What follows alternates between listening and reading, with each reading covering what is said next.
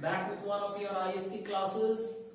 Today I am going to discuss the poem Birches by Robert Frost. So this is one of the most widely read of natural lyrics of Robert Frost, the pioneer American nature poet. And before we go into the text, the line by line explanation, I would like to give you some points with regard to the poem, of course, so you can take them down if you want, and it will be helpful to you. So this poem, Birches, is one of the most popular of Robert Frost's blank verse. It is one of the most popular of Robert Frost's blank verse creations. It was first published, as you can see, in 1916 in the collection Mountain Interval. It was published then.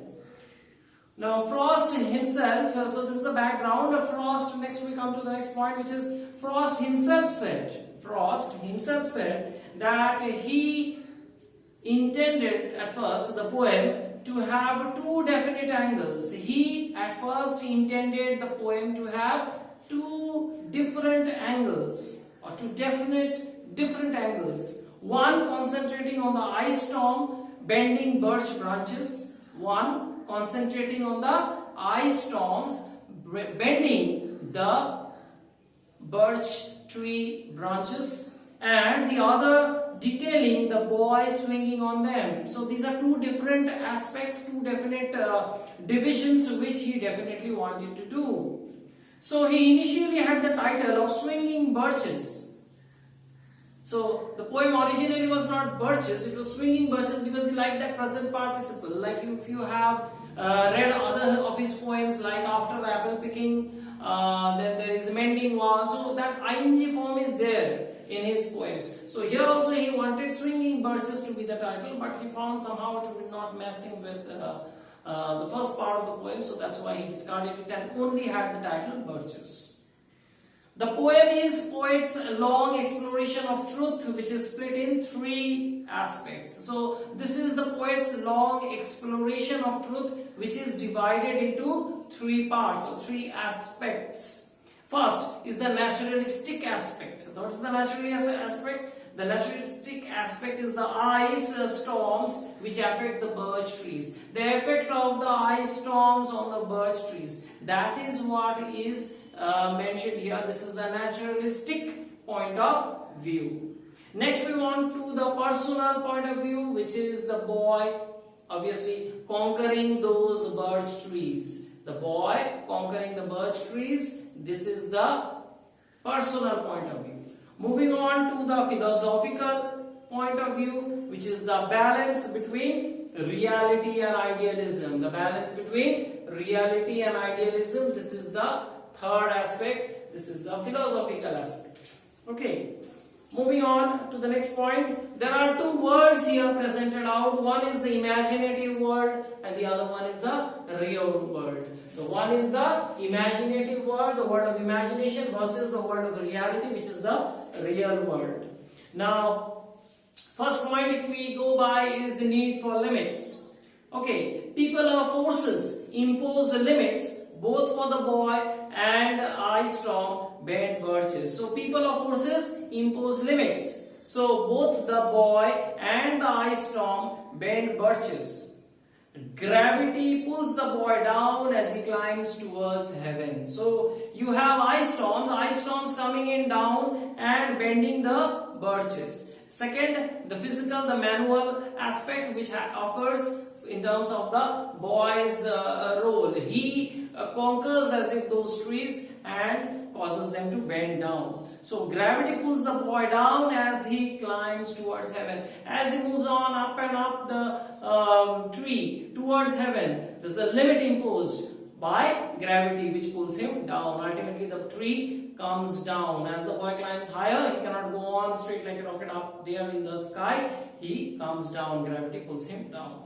Next is harsh realities. Now harsh realities compel us to seek a retreat in some aspect of nature. Just as you have Wordsworth taking recluse to nature, taking the help of nature for escaping from reality, for enjoying beauty of nature as a sort of soothing balm to the harsh realities of life. Here also the same thing. We look for recourse to escape from the harsh realities of life, and that can be found in nature. By virtue of his romantic fancy, he wishes to escape the drudgeries of life. The poet escapes from the drudgeries of life. How? By his romantic fancy. Similarly, here also, through that image of that boy climbing the birch tree, the poet seems to find a recluse, a means, a way to escape from the harshness of reality.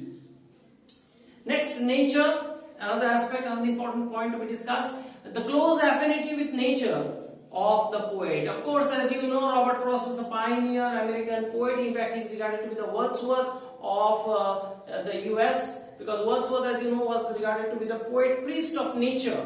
The poet priest of nature in England, the romantic movement, he is known as that. Robert Frost is regarded to be the same in terms of the US. So his close affinity means close proximity with nature is one of the most important points. Nature is important aspect and a subject in Frost poetry. That is why you constantly find it. Birches are here in this poem compared to his childhood days. Childhood are very golden days, very golden and enjoyable days of anyone's life. Even in the case of the poet, even in case of Robert Frost also, the childhood was the most enjoyable period of his life. So here, this most enjoyable period of life he associates with nature. There is a close affinity between that childhood and nature. The boy is a child and he is in close touch and proximity with nature. Next, we move on to the literal meaning. Literal meaning, what is the literal meaning? The poet hates adult life with all its trials and tribulations. As one grows older, there's a lot of trials and tribulations, a lot of hardships that a person has to face in life. In adult life, he has to face a lot of trials and tribulations. He has to undergo a lot of hardships. He has to undertake a lot of pain and suffering. He hates responsibilities but doesn't hate life altogether. He hates responsibilities but he doesn't hate life altogether. There are two differences. The responsibilities of life he hates, but he doesn't hate life in itself. He wants to die to be reborn as a child who can spend his days without responsibilities swinging on birches. As I said earlier, the childhood is one of the most enjoyable period of one's life. So here also, why is it enjoyable? Because there is no responsibilities. You are literally a carefree character. So here also he wants to be reborn. How he wishes to be reborn? Not as an adult, but as a child who can spend his days without any responsibility, just like the boy in this poem who goes on swinging. So, just as the boy likes to climb on those birch trees and kind of conquer them, that's a very enjoyable period of childhood. Just like any other activity of childhood which is carefree, which is playful, just like that, he wants to enjoy this particular period of life. So, he wants to be reborn. He wants to be reborn how? He wants to be reborn as a child. He wants to be reborn as a child to enjoy that golden period of childhood. And mind you, not alone. He wants to enjoy that childhood in close proximity with nature, in close association with nature, in the lap of nature he wants to enjoy it. Okay, now moving on to the metaphorical meaning. Now what is the metaphorical meaning? He wants to escape from modern society and adult pressures into his imaginations. Now metaphorically means it goes on deeper inside. Metaphorically he symbolizes. What does he symbolize? He wants to escape from modern society and the pressures of society, where he wants to escape into the world of imagination. That is the way out for him. That is the way to avoid all the present day pressures and sufferings. He wants to occasionally fly away from his responsibilities into his imagination, which is heaven, but then return back after a while to this life on earth. So it's like a temporary escape. The similar thing happens when you go to watch a movie. For that particular 2.5 hours, 3 hours, you are in that black dark room and or that arena, that theater, and there's that glowing screen in front of you, where you are transported into that world of the cinema. So for those 2.5 hours, 3 hours, you are transported into a new world, far away from this world of your sufferings, from all these hardships that you are facing. So similarly here also he wants to do that. Just as he goes swinging on those branches of the birch tree, just as the boy does, the poet also wants to, for a brief moment of time, to escape towards heaven. As he climbs up the birch tree, he is moving towards heaven. And so for a brief period of time, he is far away from what? All the pressures, all the hardships, all the sufferings, all the trials and tribulations of the present world, of the present day scenario, of the hardships of the adult world, all these responsibilities of life, all these things, and he wants to escape into the world of imagination where he will be at peace and be happy. The narrator, next point, the narrator accepts imagination and childhood as a valid part of life that doesn't harm anyone but is less useful than realism and adulthood. Now, very important, he accepts imagination and childhood as a valid part of life that does not harm anyone. It does not harm anyone, but mind you, it is less useful. Why? Because it does not have realism. It's without realism. It's like an imaginative world. The childhood and adulthood. This is the reality. So he finds a balance between them, living his life in swinging motion. So like a swinging motion, going up and down. So once he's going into the childhood, once he is into adulthood. So when he's climbing up, he is into his childhood, and when then that branch bends down or the tree bends down, and he comes back to this earth. He comes back to this earth, then he comes back to reality. So from that imaginative world, he comes back to the world of reality. So occasionally escaping up towards heaven, but always remaining rooted to the ground. So when he climbs the tree, he is going up to heaven, but the tree is rooted in the earth. So he is rooted in reality, escaping for a brief moment of time into heaven. But when the tree bends down and his feet touches the ground, he turns back again to reality. That's another thing which is hinted at.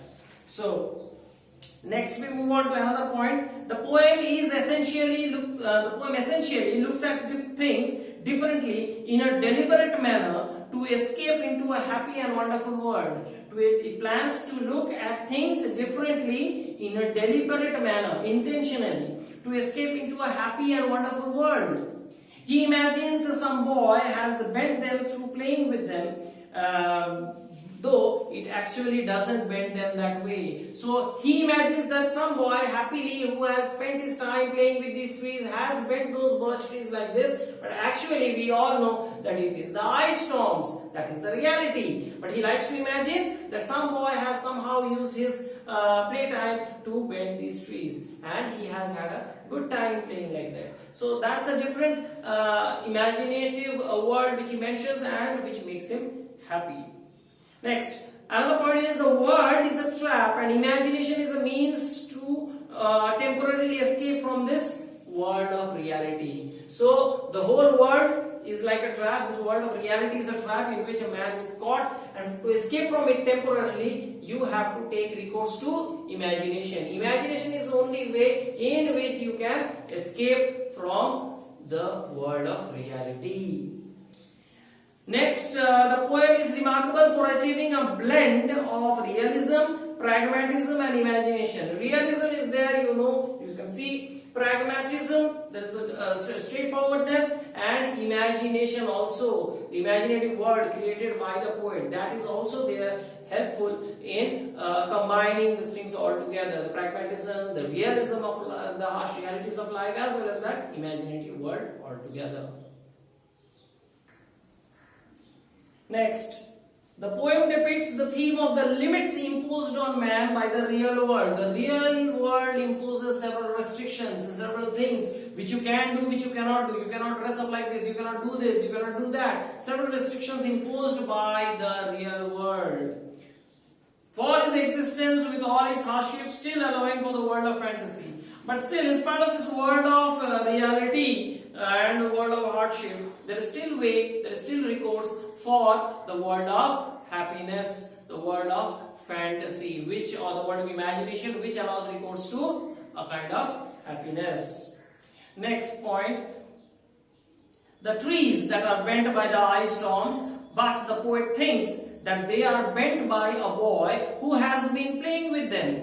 just as he used to think of his childhood days. Actually, the same point is repeated here, that the boy imagines that, the poet imagines that some boy has bent those trees, but actually in reality he knows very well that they have been bent by the ice storms. Now the thing being said is, he imagines as if in his childhood some boy has been bending those trees, but in reality actually the ice storms have been bending them.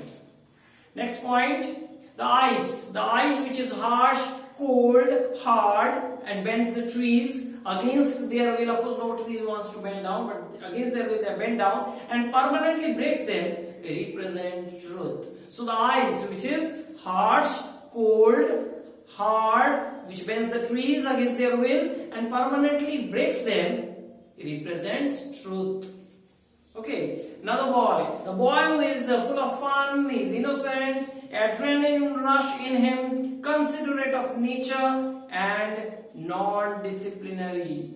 So, or non-disruptive also you can say, because swinging doesn't actually bend them down to stay like that. He represents the imaginative world. So the boy is a representation of the imaginative world. The ice is the representation of the world of reality. Now we move to the line-by-line explanation of the poem Birches by Robert Frost. The poem is a stygic, a poem with no stanza, breaks, written in blank verse. So the structure in which the poem is written, you can see it's a longish poem without any stanza break. That's called a stygic, which is unrhymed. Iambic pentameter is the term, is the condition which is used, is the manner in which the sentences are used in the poem. No stanza break, it is a continuing prose-like narration of the poem. Now, the poem is about birches, written in blank verse with a particular emphasis on the sound of sense. The sense should be evoked in us. That is what the poet's intention is. He is inspired by his childhood experience of swinging on birches, of course. As a 12-year-old, Robert Frost used to climb birch trees in his uncle's farm in New Hampshire. It's there that he used to do that. And not only he, there were many other children, many other boys of his age and many other children who used to play this particular game. It was a very popular game in rural England at that time. So anyway, so that's the background of this poem, and kind of a dramatic monologue, you can say, to an extent. So the poem goes like this. When I see birches bend to left and right, these are the younger trees which are easily bent to the left or to the right depending on their turn, across the lines of straighter, darker trees. These are the older trees. The ones which are bent down, they are the younger trees, and the ones which are straighter, darker, they are the older trees. They are the ones which are straight. They are older. They are ones which are mature trees. So maturity is something which is permanent, but younger ones, the young trees, they can be manipulated, they can be twisted and turned, and that's why they are bent like this, left and right. I like to think some boy's been swinging them. So this is an escape from reality. Okay, he likes to imagine, he likes to think that some boy has been bending those trees. So it's a kind of an escape from reality. That's why he imagines. Actually, he knows very well it is the ice storm which has bent them like this, but he wants to imagine that some boy has bent them like this. Because post-World War, the First World War, it's written in 1916, the responsibility or the difficulties of adulthood which he faced made him fed up, which is why he wanted to escape from the world of reality. So that's what he says. I like to think some boys been swinging them. But swinging doesn't bend them down to stay as ice storm do. Then he says about reality. Yes, but swinging doesn't bend them like that. It is ice storms which bend them like this. Often you must have seen them loaded with ice a sunny winter morning after a rain. So after a rain, often in those places in the European countries, you have seen that this great snowfall, the trees are bent down by the snow. So after the snowstorm or the ice storm, you must have seen them bent down. Often you must have seen them loaded with ice a sunny winter morning after a rain. After a rain on the sunny winter morning, you must have seen them.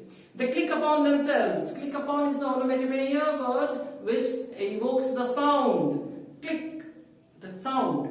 So sound resonating from that word. The click upon themselves as the breeze rises. Slowly the breeze rises and They click, they break that ice and slowly try to rise up. And third, many colored, as the stem cracks and grazes their enamel. As the enamel of the tree is grazed with that ice, those sharp pieces of those ice or snow, they crack and they give out many color. While the sun rays falls on it, and they crack, they make that sound. Soon the sun's warmth make them shed crystal shells. See, makes them shed crystal shells. All this is S is sound. Whenever you have the sound of S or Z, is an example of sibilance. Whenever you have that S sound, S. So, the sun's warmth makes them shed crystal shells. What happens when the sun comes out? This ice is melted and there are cracks, and slowly but surely those ice crystals, they fall off. Shattering and avalanching on the snow crust, such heaps of broken glass to sweep away. You think the inner dome of heaven has fallen. So, avalanching of snow crust means all that snow that is accumulated, they fall down in a heap all around, and such heaps of broken glass to sweep away. It's like broken glass. Now, why does he say that? He says, you think the inner dome of heaven has fallen. As if a glass dome. Glass dome means you stand under the sky and you see it's a semicircular structure. It's a semicircle. So that dome seems to have fallen. It's not only glass, it's not only ice. It's as if the glass has fallen. The inner dome has broken down, which is a symbol and a sign of the shattering of ideals in everyday life. In everyday life, the shattering of ideals is referred to here through this example, that the inner dome of heaven, that dome, that structure of reality and the structure of truth that has been created is somehow destroyed and it's gone down. They are dragged to the withered bracken by the load. These pieces are dragged to the withered bracken by the load, and they seem not to break, though once they are bored so low for long. Although they are dragged down by this heavy load of storm, of this ice, they seem not to break. It doesn't break the trees. They are bent down, but they are not broken. And once they are bored for long, they never right themselves. And once they are bent down like this with the heavy weight of that ice and snow, what happens? They do not correct themselves. They do not rise up. They just shake off that ice and snow from around them, but they do not stand up erect like those earlier trees which I mentioned against the backdrop of the darker tree. So, the trees are bent down, they never right themselves, that means they never rise up straight like those mature trees. You may see them, see their trunks arching in the woods years afterwards. So many years afterwards when you come, you will see them still in that bent down structure, you will not see them straight. Trailing their leaves to the ground, the leaves are all in the ground, they are growing in this fashion, they are not growing in this fashion, they are growing in this way, all the branches on the leaves are growing in this fashion.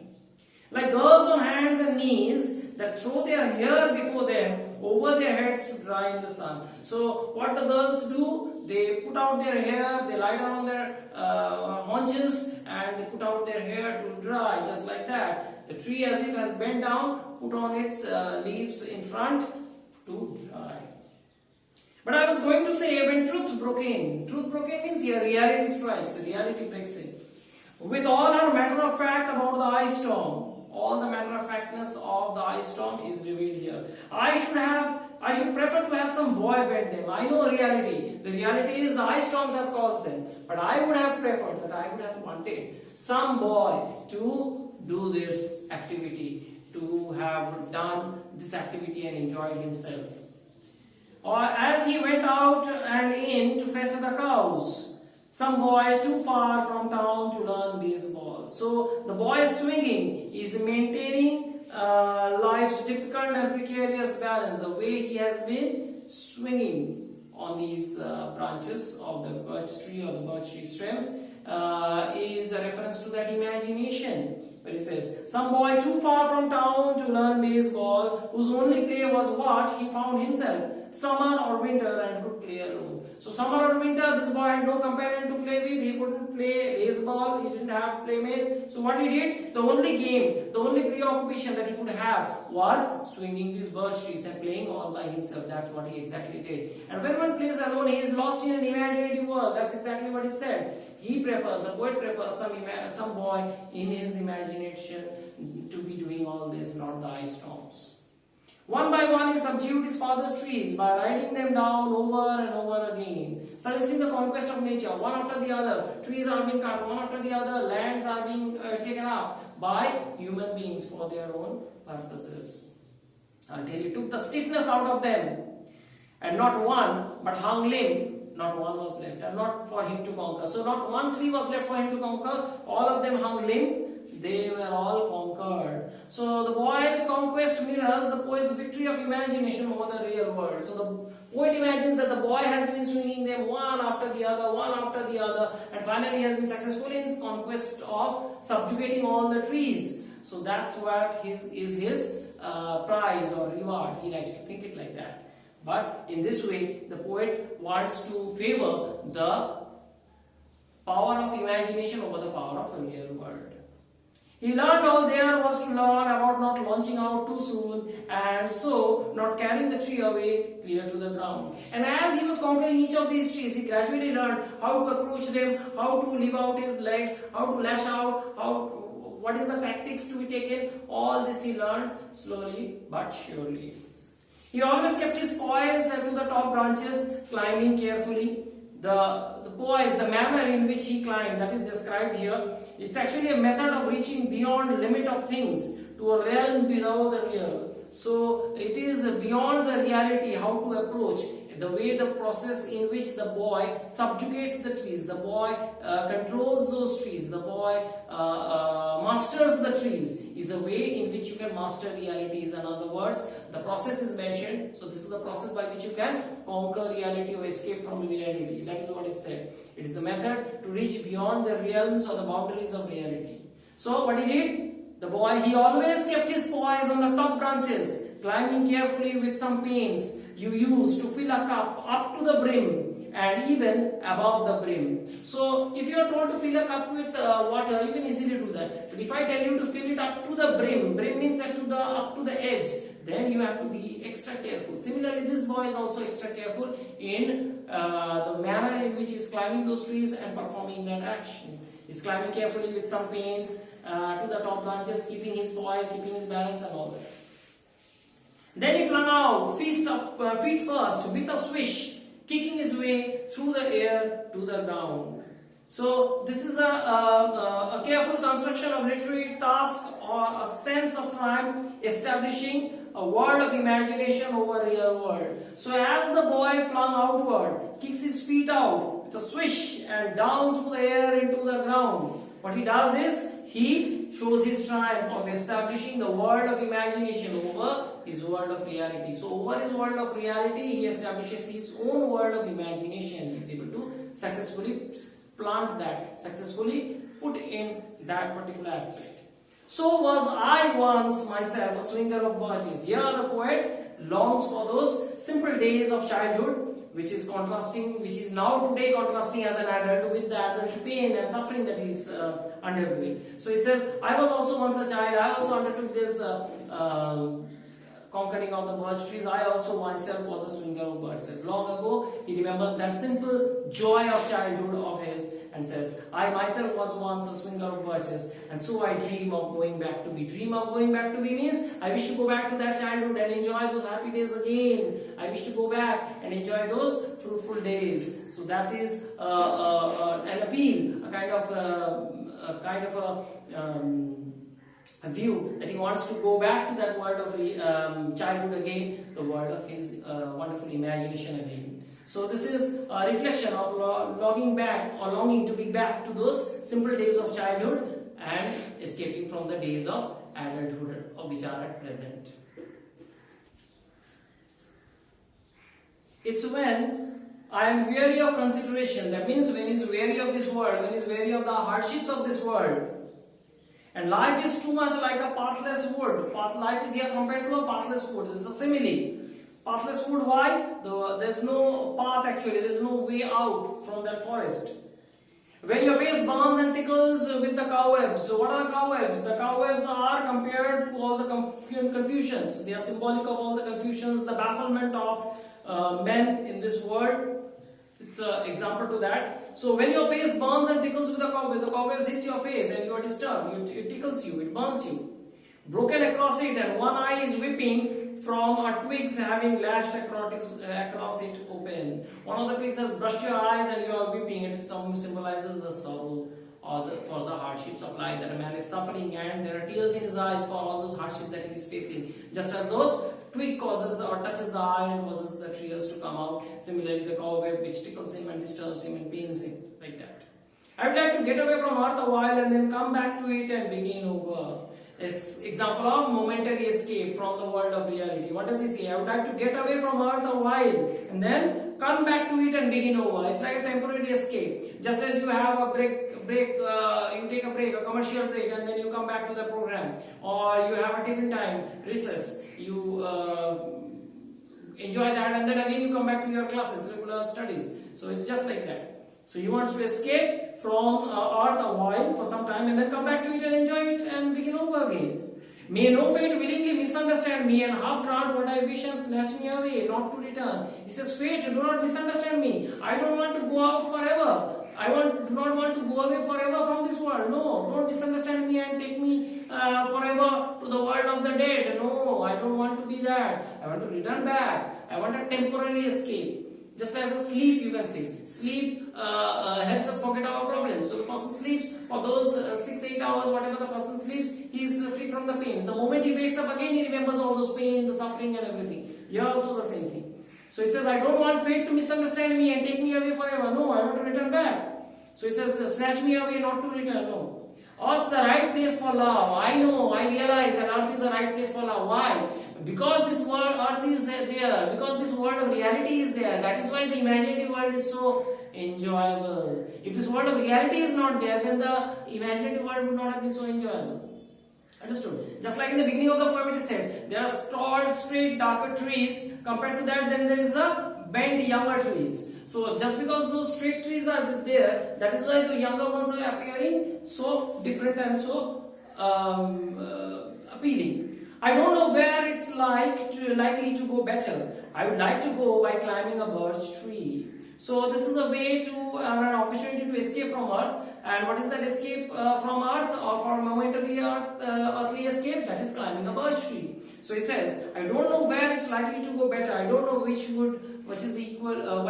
is the best way to escape out, and the best way would be to climbing a birch tree and climb black branches up a snow white trunk. So the snow white trunk and the black branches contrast. See, reality and imagination contrast, black and white.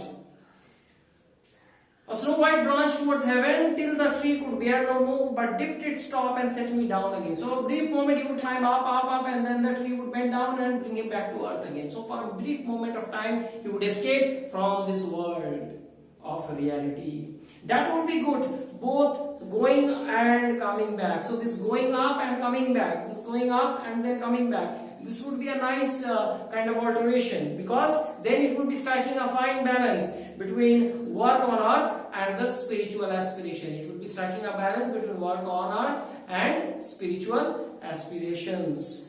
One could do worse than be a swinger of birches. So one cannot be worse but to be a swinger of birches. A swinger of birches will be able to temporarily escape from the world of reality into the world of imagination, into a different world altogether. But then soon after, that person would come back when that tree would bend down and bring him back to earth, back to this world of reality. So for a brief moment of time, he would be able to enjoy the period of time which would be free from the escape from the hardships of life. So that's basically the poem of Birches by Robert Frost. I think you have understood, as far as I have tried to explain it to you. And if you found this video helpful, of course, show your support in the form of a like or a share of this video, and of course subscribe to my channel. Thanks for your love and support. Thanks for watching.